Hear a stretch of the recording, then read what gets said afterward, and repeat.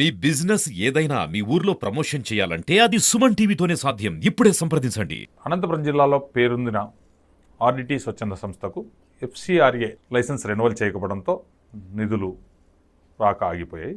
దీంతో ఆ సంస్థకు సంబంధించినటువంటి కార్యకలాపాలు కూడా ఆగిపోనున్నట్లు సమాచారం అవుతుంది. ఈ నేపథ్యంలో జిల్లా వ్యాప్తంగా ఉన్న ప్రజా సంఘాలు ఆర్డిటి స్వచ్ఛంద సంస్థకు మద్దతుగా నిలుస్తాయి. దీనికి సంబంధించి మనం ప్రస్తుతం ఆర్డిటి స్వచ్ఛంద సంస్థకు మద్దతుగా ఇటీవల కలెక్టర్ కార్యాలయం వద్ద నిరసన కార్యక్రమం నిర్వహించినటువంటి పొలికేక స్వచ్ఛంద సంస్థ జేఏసీ నాయకులు కుల్లాయప్ప గారు మనతో ఉన్నారు. నమస్తే కుల్లాయప్ప గారు. మీరు ఆర్డిటి స్వచ్ఛంద సంస్థ కోసం చేసినటువంటి ఆందోళన కార్యక్రమానికి జిల్లా వ్యాప్తంగా పెద్ద ఎత్తున ప్రజలు తరలివచ్చారు. సార్, దీనికి ప్రధాన కారణం? ప్రభుత్వాలు చేయని విధంగా, అంటే ప్రభుత్వాల కంటే ధీటుగా, అంటే ఈ యొక్క ఆర్డిటి సంస్థ అనేది అనంత ప్రజలకు ఎంతో ముడిపడి ఉండడమే కాకుండా అనంత ప్రజల జీవనాడిగా భావిస్తూ ఉన్నారు. ఆర్డిటి లేకపోతే మేము లేము అనే పరిస్థితిలో ప్రజలు ఉండడం, దాదాపు కొన్ని వేల మంది ఆ యొక్క ఆర్డిటి సంస్థ ద్వారా లబ్ధి పొందడం. ఒక పక్క వైద్యం అయితేనేమి, ఒక పక్క విద్య అయితేనేమి, మరోపక్క హౌసింగ్ నిర్మాణం అయితేనేమి, ఆత్మగౌరవం నిలబెట్టినటువంటి ఆర్డిటి సంస్థని కాపాడుకోవాలి. ఈ యొక్క సంస్థ లేకపోతే మేము లేము అని ఒకే ఒక ఉద్దేశంతో స్వచ్ఛందంగా ఉమ్మడి అనంతపురం జిల్లా వ్యాప్తంగా ఉన్నటువంటి ఎక్కడో మారుమూల గ్రామాల నుంచి కూడా వాళ్ళే ఖర్చు పెట్టుకొని వాళ్ళే స్వచ్ఛందంగా వెహికల్స్ తీసుకొని, చివరికి అన్నం కూడా ఎక్కడ తక్కువ వస్తుందని చెప్పేసి వాళ్ళే ఒక ఏదో చిత్రాన్నం ప్యాకెట్లు కూడా తీసుకొని వచ్చి అక్కడ కార్యక్రమాన్ని నిర్వహించడం జరిగింది. దీనికి ప్రధాన కారణం ఆకలి బాధలు, కష్టాలు, నష్టాలు. ఆడిట్ లేకపోతే మేము ఉండలేమనేది ఒకే ఒక్క ధోరణితో ఈ విధంగా జరిగిన పరిస్థితి. ఇక్కడ మనం దీనికి సంబంధించిన ఇష్యూను మనం ప్రధానంగా చూసినట్లయితే, మొట్టమొదటిసారిగా ఈ ఉద్యమానికి సంబంధించి అధికార పార్టీలో ఉన్నటువంటి తెలుగుదేశం పార్టీ నాయకులు జేసీ ప్రభాకర్ రెడ్డి గారు మొట్టమొదటిసారిగా ఈ ఉద్యమానికి శ్రీకారం చుట్టినట్లు మనకు కనిపిస్తుంది. అలాగే వైఎస్ఆర్ కాంగ్రెస్ పార్టీ నుంచి రాష్ట్రంలో అధికారం కోల్పోయిన తర్వాత దాదాపుగా ప్రతిపక్ష హోదాలో ఉన్నటువంటి వైఎస్ఆర్ కాంగ్రెస్ పార్టీ నుంచి కళ్యాణ్ దుర్గం నియోజకవర్గంలో తలార్ రంగయ్య గారు కూడా ఒక పెద్ద ఎత్తున నియోజకవర్గ వ్యాప్తంగా పాదయాత్ర చేశారు. ఆయన ఎందుకంటే ఏదైతే ఆర్డిటి స్వచ్ఛంద సంస్థ కార్యకలాపాలు ఏ తాండాలు అయితే ప్రారంభించిందో అక్కడి నుంచి కూడా ఆయన పాదయాత్ర చేశారు. అంటే ఆ తర్వాత కాలంలో అంటే అన్ని పార్టీల మద్దతు ఉన్నప్పటికీ ఎందుకు రెన్యువల్ కాలేదంటారు ఈ కార్యక్రమం, ఈ లైసెన్స్? మనం దీన్ని ఏ విధంగా చూడాలి కులాయప్ గారు?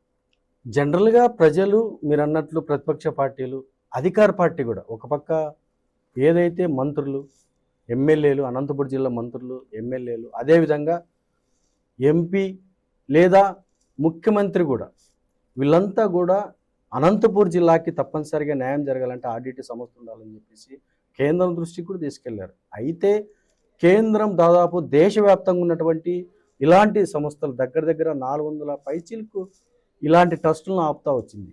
వీటిపైన ఏ విధంగా అభియోగం ఆలోచిస్తూ ఉందంటే, ఒకటి వీళ్ళు మతతత్వంగా ఆలోచించుకొని క్రిస్టియానిటీ డెవలప్మెంట్ చేస్తామన్న ఒక చిన్న ఆలోచనతో చేస్తూ ఉన్నారు. మరో పక్క ఇంకోటి ఏంటంటే, వీళ్ళు ఏదైతే ప్రాపర్గా ఇవ్వాల్సిన ఎవిడెన్స్ ఇవ్వలేదు మాకని చెప్పి చెప్తా ఉన్నారు. చెప్పినప్పటికీ రాజకీయ కారణాలతో ఈ యొక్క సంస్థ ఉంటే మతతత్వం ఎక్కువ ఇది అయిపోతుందని బీజేపీ ప్రభుత్వం ఆపుతుందని చెప్పి చాలామంది భావన, ఆలోచన కూడా. కాకపోతే ఆ యొక్క సంస్థ పుట్టినప్పటి నుంచి కూడా ఎక్కడ గ్రామాల్లో కానీ ఇంతవరకు ఇల్లు నిర్మాణం చేస్తారు. ఇల్లు నిర్మాణం చేసినప్పుడు ఏ విధంగా ఉంటుందంటే, దాదాపు ఒక 100 ఇల్లు ఇచ్చినప్పుడు ఆ 100 ఇల్లు కట్టుకున్న తర్వాత సంస్థ అయితే 100 ఇళ్ళకి మాత్రమే కావాల్సిన నిధులు మాత్రమే ఇచ్చింటుంది.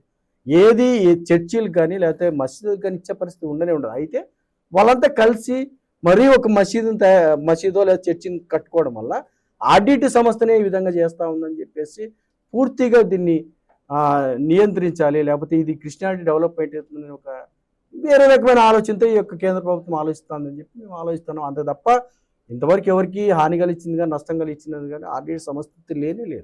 అయితే వీళ్ళంతా కూడా నిజంగానే ఈ యొక్క మతతత్వమో లేకపోతే క్రిస్టియానిటీ డెవలప్మెంట్ చేస్తా అంటే సీఎం గారు ఎందుకు వెళ్తారు? సీఎం వెళ్ళడు, మంత్రులు వెళ్ళరు, స్థానిక ఎమ్మెల్యేలు పోరు, లేదా ఎంపీలు పోరు. వీళ్ళంతా పోతా ఉన్నారంటే ఏంటి? ఇక్కడ జెన్యూన్గా జరుగుతూ ఉందని. కాకపోతే కొన్ని ఆరోపణలు, దాదాపు ఒక ట్రస్ట్లు ఏవైనా ఉన్నప్పుడు జనరల్గా ఇలాంటి కార్యక్రమాలు నడుపుతూ ఉన్నప్పుడు ప్రతి సంవత్సరం లేదా 2 ఏళ్ళకి ఒకసారి ఒక రెన్యువల్ చేయాలన్నప్పుడు ఒక ఎంక్వైరీ నడుస్తుంది ప్రాపర్గా. ఏంటి సంస్థ ఏం చేస్తుంది, ప్రజలకు నిజంగా మంచి చేస్తుంది లేకపోతే నష్టం కలిగిస్తుంది చెప్పి ఎంక్వైరీ నడుస్తుంది. ఆ ఎంక్వైరీ కూడా 1 to 6 టైమ్స్ కూడా ఎంక్వైరీ చేశారు. ఇంటెలిజెన్స్ వ్యవస్థ కూడా ఎంక్వైరీ చేస్తే కూడా ఎక్కడే కానీ పొరపాటు లేని చూపిస్తూ ఉంది. అయినప్పటికీ మీనవేషాలు లెక్క వేయడం వల్ల ఈరోజు ఆక్రోషంతో, బాధతో చాలామంది చంటి బిడ్డలను ఎత్తుకొని కూడా కలెక్టరేట్ కార్యక్రమానికి వచ్చిన సందర్భం చూసాము. చిన్న పిల్లల్ని వేసుకొని కూడా మేము చాలా సందర్భాల్లో వచ్చిన వాళ్ళకి అక్కడ భోజనాలు ఉన్నాయి తినండి అంటే కూడా భోజనాలు ఎందుకు, ఫస్ట్ మాకు సంస్థ కాపాడుకోవాలి, సంస్థను కాపాడుకుంటేనే మాకు మనుగడ ఉంటుందని చెప్పేసి అనేక మంది పల్లెటూరు నుంచి పూర్తి గ్రామాల నుంచి చదువుకొని ఎవరైతే వ్యక్తులు ఉంటారో వాళ్ళు కూడా, చదువుకున్న వ్యక్తులు అంటే ఏదో మాట్లాడుతాను చేస్తాను, చదువుకోని వ్యక్తులు కూడా మాకు ఈ సంస్థ ఉండాలి చేయాలి, ఈ సంస్థ మా ఇంట్లో ఏ విధంగా ఉంటుందో సొంత సంస్థ ఏ విధంగా ఉంటుందో ఆ విధంగా ఉంటుంది, మాకు జీవనాడి ఆ విధంగా భావిస్తున్నారు కాబట్టి ఈ విధంగా జరుగుతుంది. కానీ కేంద్ర ప్రభుత్వం ఎందుకు ఈ విధంగా చేస్తుందో చాలామందికి అర్థం కాని పరిస్థితి. నిజంగా ఎటువంటి మతత్వం సంబంధించి మాత్రం లేవని చెప్పి మీకు తెలియజేస్తాను. కులాయిపు గారు, మనం ప్రధానంగా చూసినట్లయితే ఈ ఎఫ్సిఆర్ఏ నిధుల కోసం దాదాపుగా 4 నెలల ముందే ఈ ఉద్యమం, అంటే ఎఫ్సిఆర్ఏ లైసెన్స్ రెన్యువల్ చేయాలని కొన్ని పార్టీల నాయకులు కావచ్చు, ప్రజా సంఘాల నాయకులు కావచ్చు 4 నెలల క్రితమే ఉద్యమం మొదలుపెట్టారు. తర్వాత కాలంలో ఈ ఉద్యమం సమిసిపోయినట్లు కనిపించిన నిన్న మీ పులికేక జేఏసీ నాయకులు పిలుపుతో మరోసారి అంటే అనంతపురం దద్దరిల్లిపోయింది. అంటే ఇక్కడితో ఈ ఉద్యమం ఆగుతుందా, లేకపోతే దీని నుంచి ఆర్డిటి స్వచ్ఛంద సంస్థకు సంబంధించినటువంటి మీ ఉద్యమంతో ఏమైనా ఫలితం వస్తుందా, ఒకవేళ ఫలితం రాకపోతే భవిష్యత్తులో ఏ విధంగా అంటే మీరు ఈ విషయాన్ని ముందుకు తీసుకెళ్ళబోతున్నారు? మేము చాలా సందర్భాలు మీరు అన్నట్టు 4 నెలలు కాదు, దాదాపు 2021లోనే బంద్ అయినాయి. 2000 ఏదైతే లేకుండా 2021 దగ్గర ఇన్ని ఇయర్స్ తర్వాత ఇంత పెద్ద ఎత్తున అంటే ఎప్పుడు కూడా ఈ 2021లో బంద్ అయింది. 2021లో బంద్ అయింది. కాకపోతే పూర్తి స్థాయి ఇప్పుడు ఎట్లుంటుందంటే ఒక ఇంటిలో ఒక 10 లక్షలు లేకపోతే 5 లక్షలు ఉంటాయి. కొంతవరకు ఈ ఉన్న డబ్బులను గడుపుతామని చెప్పేసి వాళ్ళు కూడా గడుపుతా వచ్చారు. చివరి చేరికి వచ్చేసరికి ఏ విధంగా ఉందంటే ఈ రోజు పరిస్థితి, ఈ నెల దాటితే ఇంక డబ్బులు లేవు, ఈ నెల దాటితే సంస్థ మూసే పరిస్థితి వస్తుంది.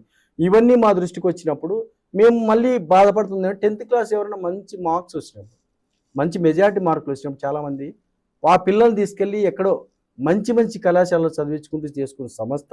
అదేవిధంగా ఈరోజు ఎవరైనా కానీ ఆర్డిటి ఏదైతే హాస్పిటల్ ఉందో బత్తలపల్లి కానీ లేకపోతే కళ్యాణదుర్గం కానీ ఇక్కడికి వెళ్ళినప్పుడు చాలామంది పేషెంట్లు ఇబ్బంది పడుతూ ఉన్నారు.